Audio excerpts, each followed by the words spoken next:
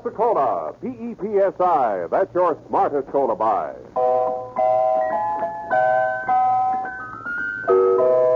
Pepsi-Cola presents Counterspy.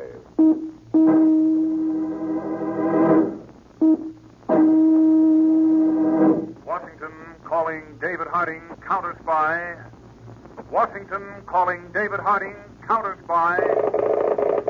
Harding, Counterspy, calling Washington.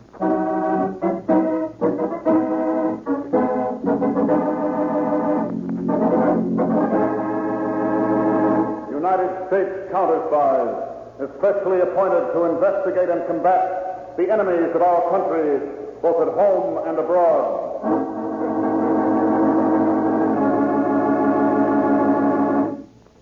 Tonight, the case of the Mexican Rancho. A Counterspy report to the American people, brought to you each Tuesday and Thursday by Pepsi-Cola. Pepsi-Cola, it's a spot. 2 full glasses, that's a lot. That's right, you heard what they said. 2 full glasses of sparkling Pepsi from one big 12-ounce bottle. You're getting an extra glassful. And what a delicious glassful. The most refreshing, delightful cola that ever tickled your taste. You can't top Pepsi's tangy flavor. And that big, big bottle saves you money, goes twice as far. Pepsi's America's big, big favorite. And America's biggest cola value. So why take less when Pepsi's best? Whenever you reach for refreshment, remember, Why take less when Pepsi's best? And now, to Counterspy.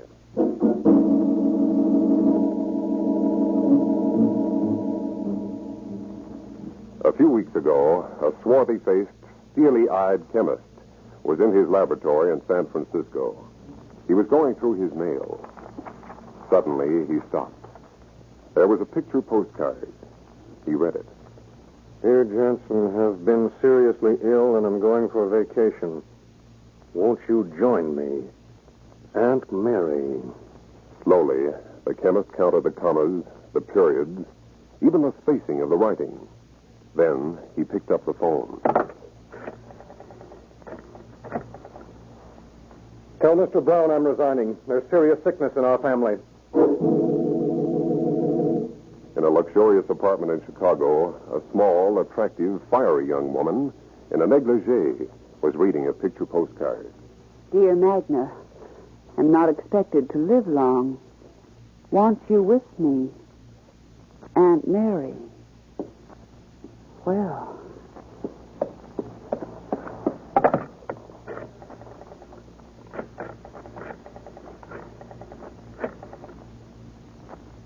Bert? Oh, I'm glad I caught you before you went to the bank meeting. The doctor just phoned me the result of my examination. He says it's definitely a breakdown, that I must leave and get away from everything for a while. Yes, I'm packing. Well, as soon as I know where I'll be, I'll let you know, but for a while I've got to be alone.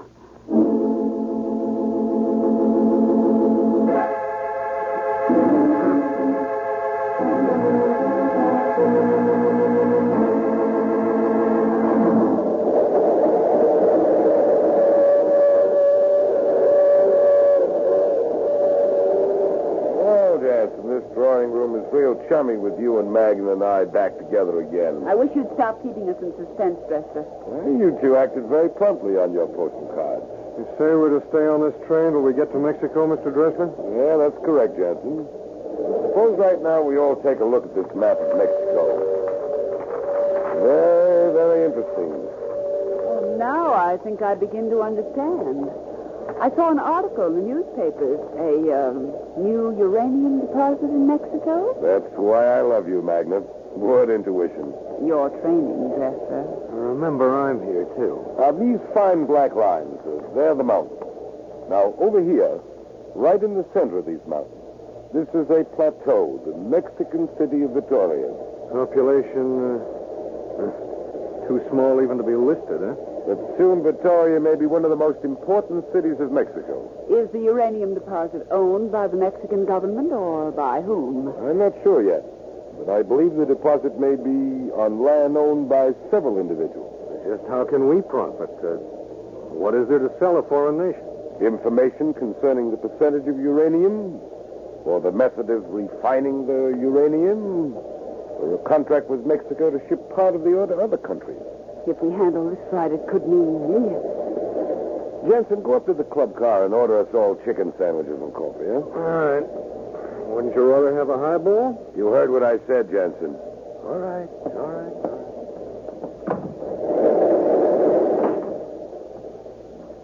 I have a premonition about Jansen, too.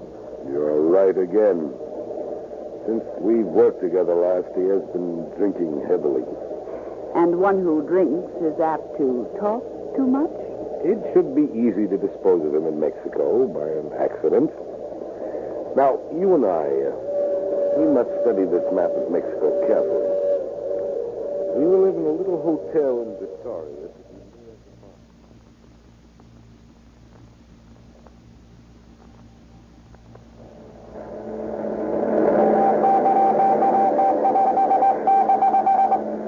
Come in. This is Peters, Counterspy Plane 1, bound for Mexico.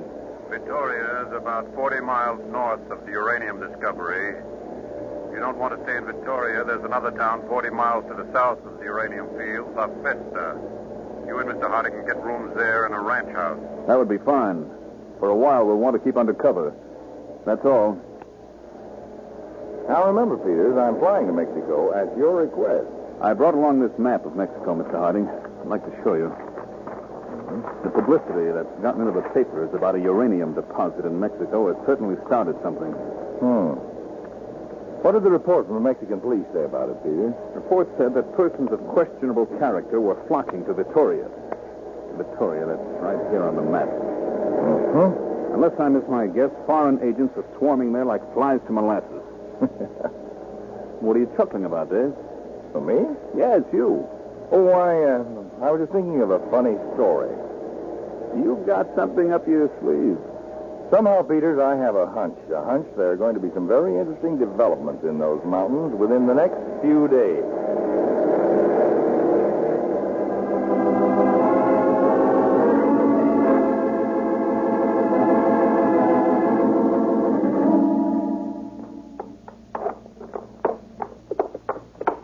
Yeah, this mountain pass is steep, Magna. The horse should worry, not me. How are you making it, Jansen? Personally, I'm frightened to death of a horse. Well, we're almost to the top. Then we can get a good look at the uranium deposit down there on the plateau. Come on. That's it, Jensen. Path is so narrow, you ride ahead. Oh. Let Jensen get ahead, Magna. Ho there. He's far enough ahead. This path is very narrow, and very steep, and very rocky. Your intuition is uncanny, Magna. Jensen knows nothing of a saddle. When we get to the top, get off and tell him you'll tighten the saddle girth. Instead, loosen it. The horse must be headed down this path. At the right moment, I will accidentally prick the horse with my knife. Jansen is at the high spot already. As soon as I get a good look at the location down there, I'll know how to operate. The United States will have secret agents down here, too. Undoubtedly, they're here already. The Mexican secret police. Ho, boy. Oh. Hey, the reports are true, all right. Look down there in the valley. Let me have those glasses, Jensen. Here. I'm going to get off and fix the girth on your saddle, Jansen. It's loose. Dangerous? Well, if your saddle slipped to one side, it would throw you on your head and under the horse's feet. Oh, mounds of dirt. Look at the size of the smokestack from that shacking. I can see high fences and armed guards. It looks to me like mining has just started. Yes, like the start of a tremendous operation. Huh. Could be one of the largest uranium operations in the world. Let me turn your horse's head around this way, Jansen. We're not the only ones who are down here to get information to sell to foreign countries. I've already recognized several other operators. Would you take your knife, Dresser, and cut off that strap in back of Jansen's horse? Yeah, surely. Why? It might flap and frighten your horse. This one? Yes. Look out! Look out! Stop! Stop him! Stop him! Stop him! He's swaying from side to side. There he goes. Stayed on longer than I thought he would. Well, we'll take the path back on the other side of the mountain. That's why I told Jansen not to be seen with us. Dressler, who owns that land down there where the uranium deposit is? That's what I want to talk to you about, Magna. Part of the land is owned by an American, Harold P. Sturgis. Oh? He's expected to arrive in a few days. I want you to meet him and make him like you. I think that will be possible. We've got to use him to get into that carefully fenced deposit. We've got to get a look at the plans and reports in there. And if possible, we've got to get control of his land.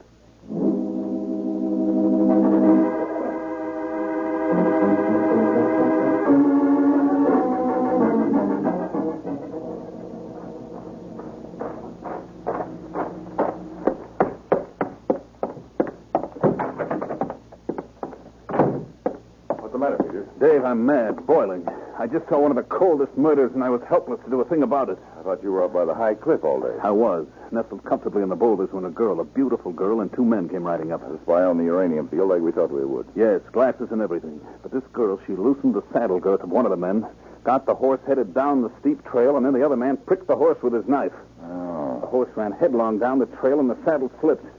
Killed him outright? The other two didn't go down to see, but there wasn't any question. After they left, I went down. Don't ask me any more. You weren't near enough to hear what was said. No, I was 100 yards away. I'm looking forward to meeting up with that girl. The man, too. I think you're going to have a chance by tomorrow night. Wonderful. Now, Peters, the Mexican police are cooperating to the limit. We've got the town of Vittoria covered, every inch. All the liquor glasses from the cafes are taken to the kitchens and immediately fingerprinted. Mm-hmm. Now, this file here, full of such fingerprints. And our Washington files show that many of these are wanted characters. How about pictures? Thousands of feet of film have been taken of all foreigners who've come to Vittoria. I hope when we get through, we'll have an international rogues gallery. You said you thought I'd have a chance to meet this girl tomorrow night? As a result, Peters, of a dozen traps we've set. One trap I set with the Registrar of Deeds in Vittoria. Now, supposedly, a young American by the name of Harold P. Sturgis. Uh-oh. So that's who I'm going to pretend I am. Yes. There's really no such person, but we've created him. Young Sturgis supposedly owns part of the valley where the uranium strike is.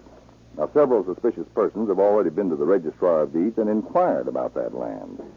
They've been told that Sturgis is expected to arrive momentarily in Vittoria to look over his properties. Have you made the reservation? Yes, for tomorrow. Oh? Now, let's make Sturgis a playboy, not too smart. I've already gotten you a yellow sport jacket, loud slacks. Oh, brother. I think, Peters, you're going to see plenty of action.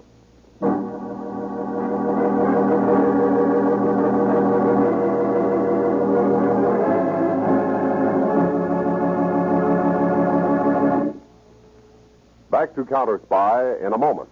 Pepsi-Cola, it's a spot. 2 full glasses, that's a lot. Lot more value, lot more zest. Why take less when Pepsi's best?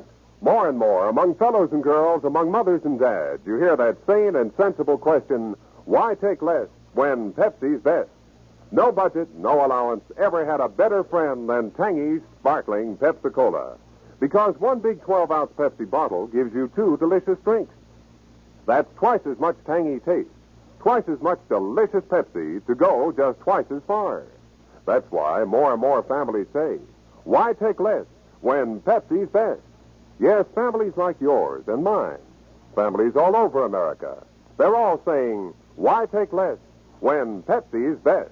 Pepsi-Cola so delicious, and each bottle makes 2 drinks. It is certainly the cola for the purchaser who thinks everybody's drinking Pepsi. Just compare it with the rest. So much more and so much finer. Why take less when Pepsi's best? Today, tomorrow, always, get America's biggest cola value. Take home a carton of 6 big Pepsi bottles. Insist on Pepsi at the store. And say Pepsi at the fountain. Say Pepsi at the stand. Say Pepsi. Whenever you reach for refreshment, remember. Why take less when Pepsi's best? Now, back to Counterspy. The town of Vittoria, Mexico, and the bar at the Hotel Ciudad, where Peters of the Counterspies is posing as a young playboy.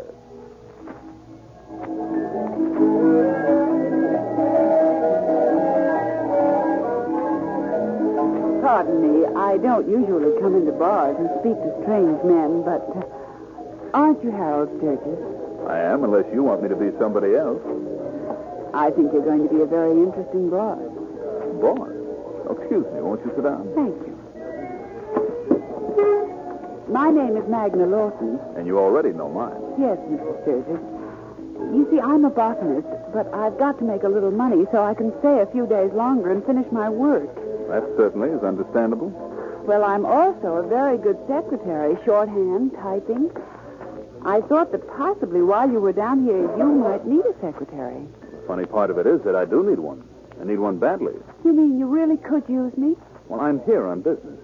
Besides, I'm terrible at details.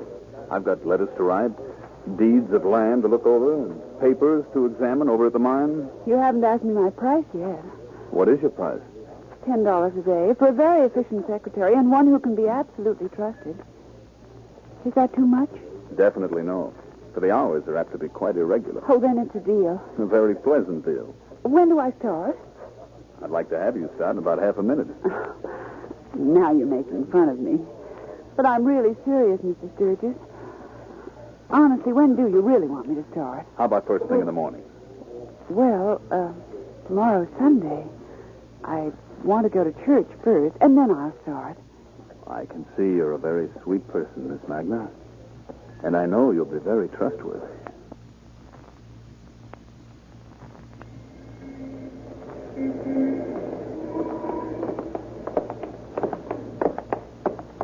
Mr. Dresser. Ah, Magnum. What's the latest with the Sturgis man? Sturgis is trusting me with everything. I've already been into the valley with him, right where the mining is going on. I know. I was watching through the glasses from the ledge. Can you get a sample of the uranium ore? I'm sure I can. Even better. He's going back to the main office tonight. He's going to look through the company records to decide whether or not to sell his land. The chance of a lifetime, Magna. Use your camera. I'll take dozens and dozens of pictures of their files. Try to dope him so you can really do a job. And if that should fail? See that he meets with an accident. We've got to know what the files contain. I pride myself on being rather ingenious. I'll do something to him in the car before we even arrive at the plant.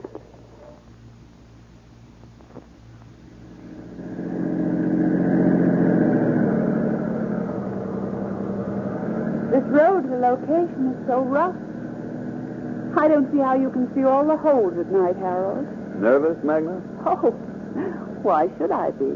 Just that we're alone, a long way from town. I don't think I'd be nervous with you anyplace, Harold. How much farther to the office? Half hour. The office is right next to the mine shaft. I don't know whether to sell my interest in the land or not, Magna. Tonight I want to go through all the papers and the files. Well, you might make money in the end by not selling, but it's going to be very complicated being all snarled up in it, and you don't like details. That's just what I'm worried about. I have enough money. Why make more if it's going to become too involved? What are you doing? Here, take some. Chewing gum? Mm-hmm. No, thanks. Not right now. After we look over the reports tonight, you tell me whether you think I should sell or not. Chewing gum relaxes you. But I honestly don't Oh, want... here, now stop being stubborn. All right. You're a persistent woman. You, always get your way with men? Uh-huh. That's nice, isn't it? Well, doesn't the gum taste good? Sure it does. Only you tickle me so. You were more interested in a little stick of chewing gum than you were whether I should sell out. I'm really at heart just a woman, Harold. I have to have my own way.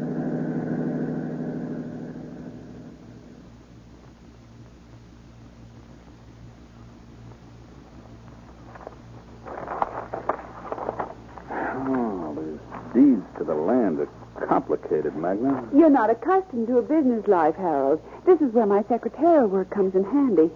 Now, those papers on the table over here. Original deed of ownership. Title guarantee. Surveys. Oh, excuse me. How long have we been working? About an hour. I feel groggy. Rest for a couple of minutes. Oh, if I rested, I'm afraid I'd fall asleep. Sometimes a 5-minute nap just fires me right up. Put your head down on the desk. Try it. Well, I guess I've got to. Yes, that's the way. Harold? Harold? The chance of a lifetime.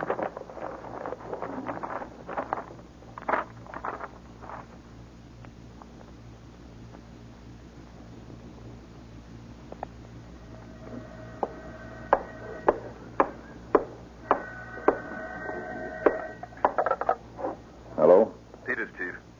She tried to dope me tonight by giving me chewing gum.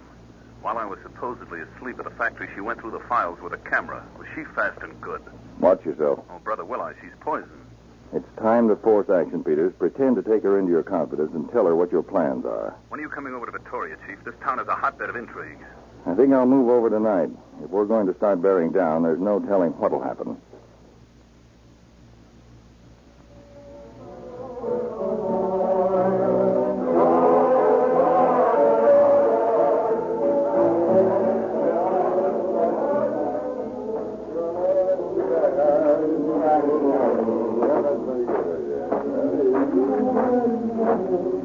Why did you send me such an emergency message, Magnus?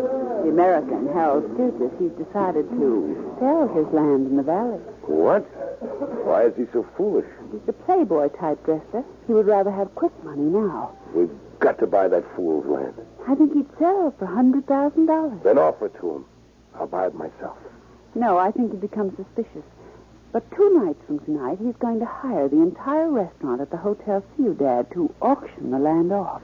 Who knows about his plan? Only us, so far. Tomorrow night, he will announce the auction. And those who wish to attend must leave a note in his hotel box asking for a ticket. This will be our opportunity, Magna. For perhaps $100,000, $200,000, we shall buy a property we can resell for millions.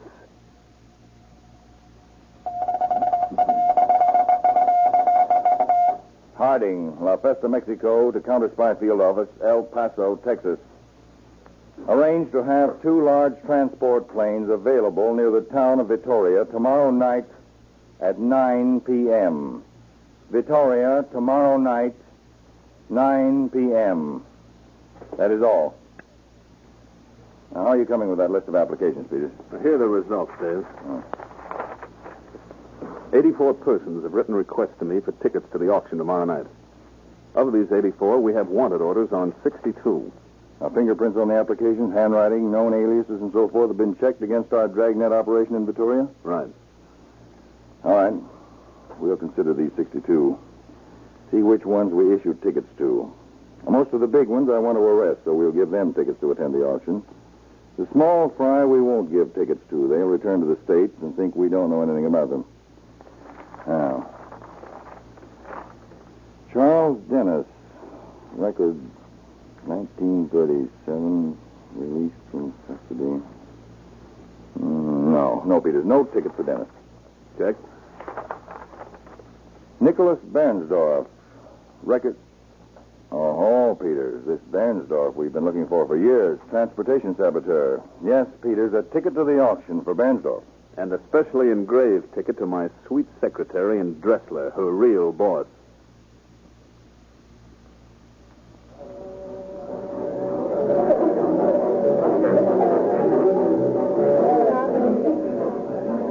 You certainly had a clever idea, Harold, renting this restaurant for your auction.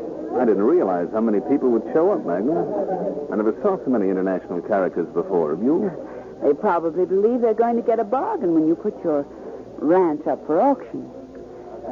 What do you think you...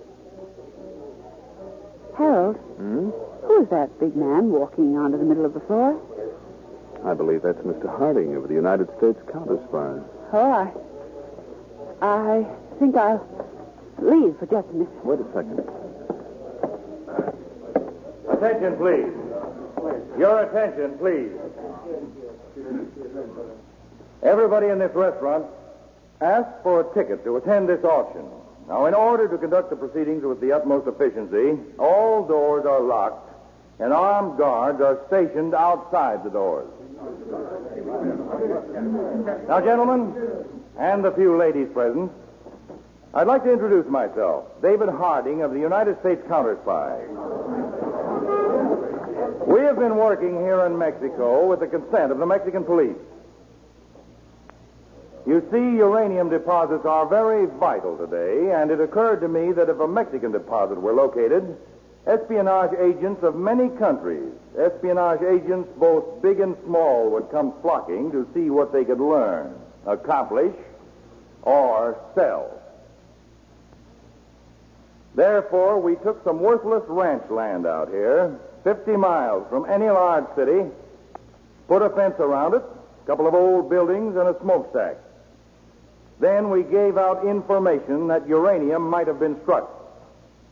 We didn't add that it might have been, but wasn't. I'd like to ask my assistant, Mr. Peters, to stand up. You a counterspy? That's right, Miss Magna. And you stand up, too. I'd like to remind you all we're not in the mood for fooling. Stand up. I'd like to kill you. And now, Mr. Dressler, stand up. We have a record on every person in this cafe, and I am placing you all under arrest by the United States government for espionage. But you, Magna Lawton, and you, Carl M. Dressler, I'm placing you two under arrest for murder. No, not murder. The murder of whom, Mr. Harding? The murder of Lars Jensen. He fell from his horse. It was an accident. Tell them, Peters. I was hiding about 100 yards distant. I saw you, Dressler and Magna, set the whole murder. And I'll testify to send you both to the electric chair. Not me! Watch the window!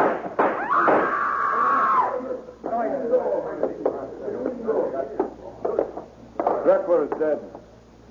The rest of you, there's the window Dressler tried to jump through. There's the door. Planes are waiting outside to take you back to the United States. Anyone else wish to try the window? No? Then start walking for the door.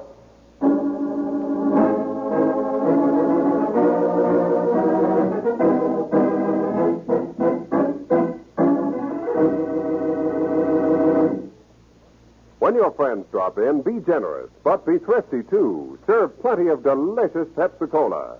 Pepsi's big 12-ounce bottle gives you not just one sparkling glassful, but two. Get a carton of 6 and serve 12 delicious drinks. Yes, Pepsi is America's biggest cola value. You get twice the tangy taste, twice the refreshment, twice the Pepsi. So why take less when Pepsi's best? Whenever you reach for refreshment, remember, Pepsi-Cola, tips and spots, 2 full glasses, that's a lot. Lot more value, lot more zest. Why take less when Pepsi's best? tune in every Tuesday and Thursday, same time, same station for Counterspy. Listen on Thursday for the exciting Counterspy case of the poison peddler. The powerful underworld king with the strange laugh. The painted store window that led to a ripped jacket and a charge of murder. The secret document at a city hall that forced a former actress to give her best performance. Be sure to listen on Thursday, day after tomorrow, to the case of the poison peddler on Counterspy.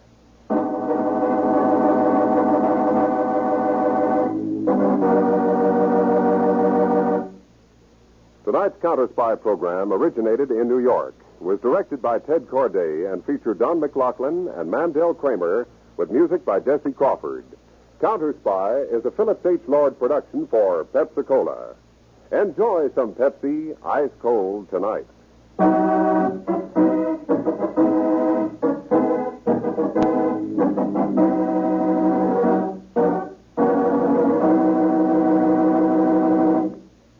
Get up and go power. That's what you get from a nourishing breakfast built around Cheerios. Cheerios are crisp, crunchy little oat donuts, packed with good old-fashioned oat nourishment. Cheerios are ready to eat, They give you all the important vitamin B1 and minerals of oats, and a wonderful taste thrill besides. Try them. You'll soon be feeling your Cheerios.